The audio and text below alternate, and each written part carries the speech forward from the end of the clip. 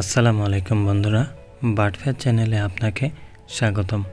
আজকে আমি আলোচনা করব পাখির মোল্টিং নিয়ে। অনেকে হয়তো জানে না পাখির মোল্টিং কী, মোল্টিং হলে পাখির কি কি সুবিধা হয় অসুবিধা হয়, মোল্টিংয়ের সময় কি কি ব্যবস্থা নিতে হয়। তাই মোল্টিং সম্পর্কে সকল ধারণা নিতে আমাদের এই ভিডিওটি মনোযোগ দিয়ে শুনুন। বাজগার পাখি যখন সময়ের সাথে সাথে বড় হতে থাকে তখন তার পুরাতন পালকগুলো পড়ে যায় এবং নতুন পালক গজাতে থাকে, আর এই প্রক্রিয়াটাকে বলা হয় পাখির মোল্টিং। অনেকে হয়তো দেখেন যে পাখির খাঁচার নিচে অনেক পালক পড়ে থাকে, তখন হয়তো চিন্তিত হয়ে যান, অনেকেই ভয় পেয়ে যান। আর এই সময় পাখি তার ঠোঁট দ্বারা খুঁচিয়ে খুঁচিয়ে পুরাতন পালকগুলো উঠে ফেলে।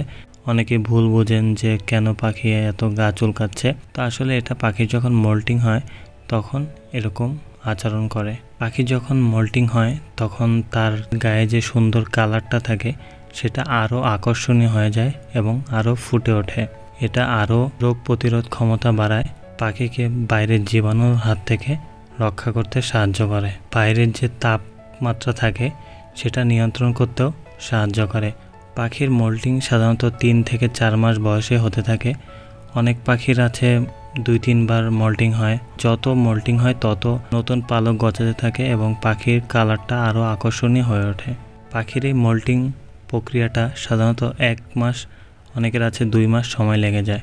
খুবই ধীরে সুস্থে এই প্রক্রিয়াটা চলতে থাকে। অনেক সময় আছে মাথা থেকে শুরু হয়, পাখনা থেকে শুরু হয়, অনেক সময় লেজ থেকে শুরু হয়। তাই এটা খালি চোখে নির্ণয় করা সম্ভব না। যখন মোল্টিংটা পুরোপুরি প্রক্রিয়া শেষ হয়ে যায়, যখন কালার চেঞ্জ হয়ে যায়, তখনই বোঝা যায় যে পাখির মোল্টিং হয়েছে। পাখির খাঁচার নিচে যে ট্রেটা থাকে সেখানে খেয়াল করে দেখলেও বোঝা যায় যে অনেক লোম উঠে পড়ে, তখন বোঝা যায় পাখির মোল্টিং হয়েছে। পাখির শরীর যখন নতুন পালক গজে থাকে, পাখির শরীরে বিভিন্ন পুষ্টিকর খাবার, ভিটামিন প্রয়োজন হয়। প্রায় 1 ফুট খাওয়াবেন এবং পাখির খাঁচায় ভিটামিন ব্লক এগুলো দিয়ে রাখবেন, যাতে পাখি যখন নতুন পালক গজাবে তখন যেন কোনো রকম শারীরিক দুর্বলতা না হয়।